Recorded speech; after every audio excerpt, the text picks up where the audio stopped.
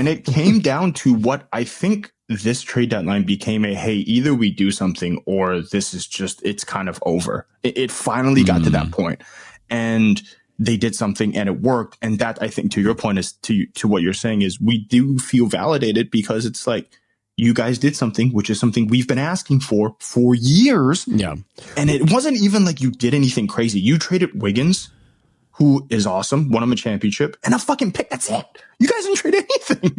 You guys actually didn't even trade Kuminga. You guys didn't trade Pajemski. You're still on team. You guys didn't trade a 2027 first, right? So it was actually a low risk move outside of Joe Lacob's got to pay some more money. And, you know, Joe's good for that. So, hey, man, I was airing some criticism of you from my subscribers and submitting to the idea that the Warriors were just boned and there was no move to make.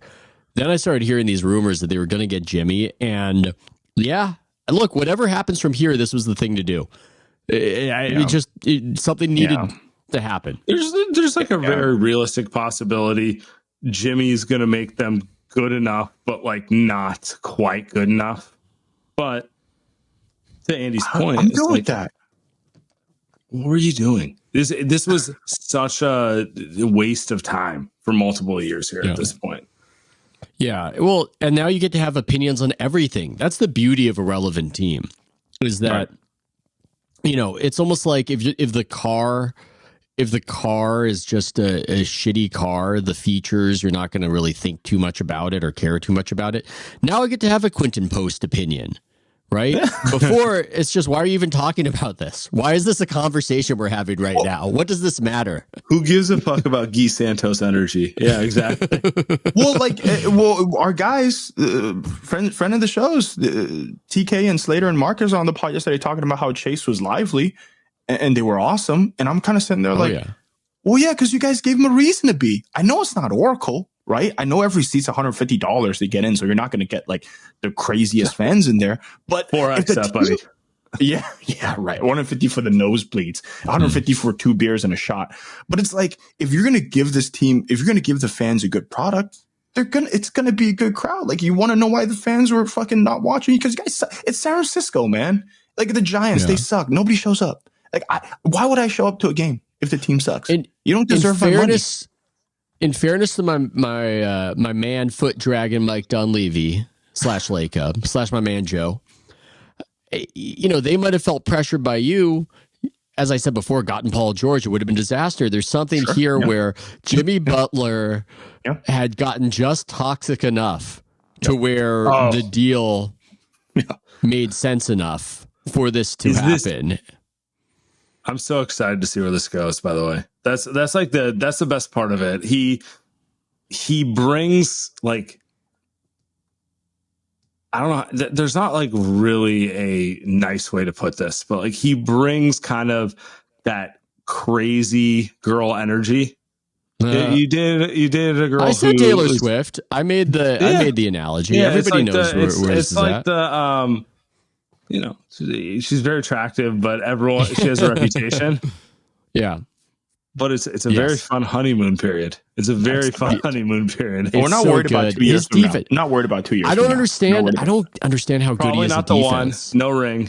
Probably not getting the ring.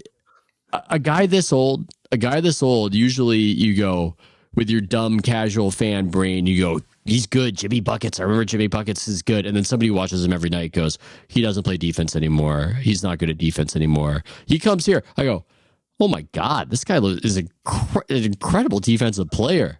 This is insane. This is just the strength and the force, and everything goes from feeling like it was on hard mode to easy mode. That's the thing that was weighing on me, where you talk about how everything's a slog. Their inability to score around the basket, their inability to get fouled.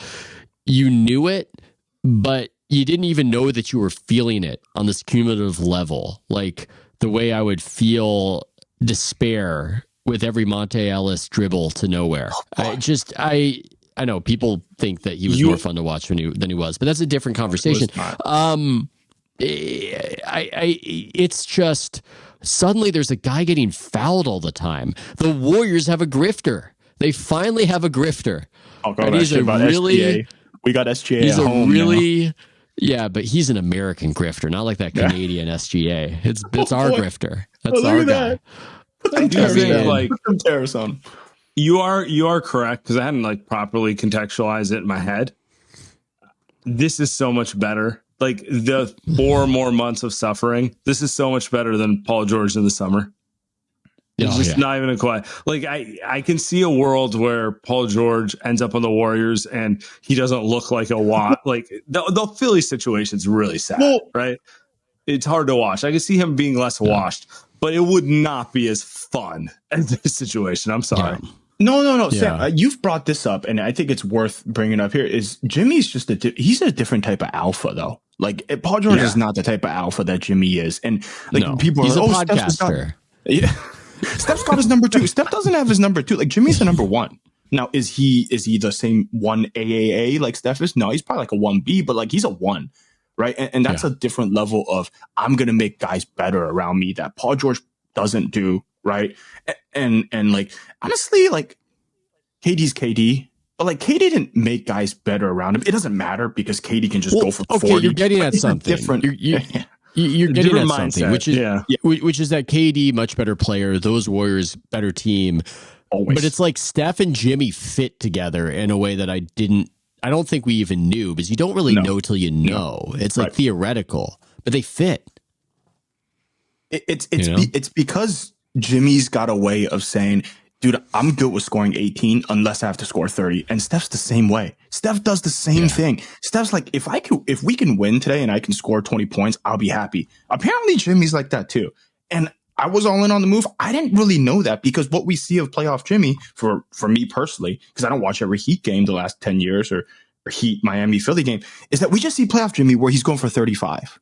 Right. But when you watch him on the Warriors, you're like, I think I've only seen Jimmy do the Jimmy bucket stuff like maybe once a game. Like he hits a pull up mid range once or twice a game, and you're like, okay, he's going to get it going. But then he's passing a Quentin Post in the corner repeatedly. He's getting pods in the lane repeatedly. And like, that's the stuff where it's like, it's more Steph than it is with KD, where it's like, if KD's on the floor, KD's just going to go, I'm going to go drop 20. He's so Draymond. I'm sorry. He's just like, the more I think about it, it's just the whole, like, he has this personality of an alpha, but his game is that of kind of I don't want to call it a role player, but like the guy who just does little things to help you win. And the public has a hard time accepting that. Like he has every reason to feel confident. He's like, these guys who have bigger numbers than me are not as good as me. They do not help the team as much as me.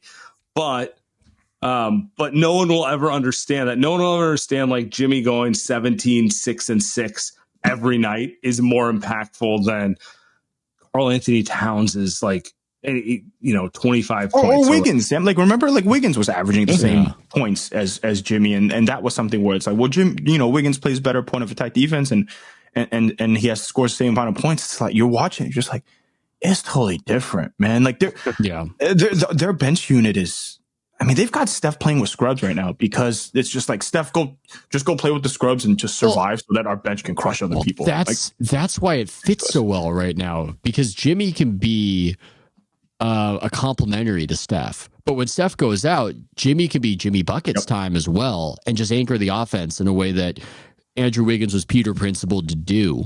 And it's also just crazy. I was just so used to, I will see Jimmy Butler and Andrew Wiggins will have the same exact kind of shooting line many nights. And it's just funny looking at it where it's like, oh, did you watch? Like, it's not the same. Well, no, but it's like, but here's the difference. It's like 5 of 13. How many points did Andrew score? 14 points. 5 of 13. How many points did Jimmy score? 22 points. It's just the free throws matter. Wanting the contact matters, and it's such a relief to have a guy who won't hit his shots and still be efficient.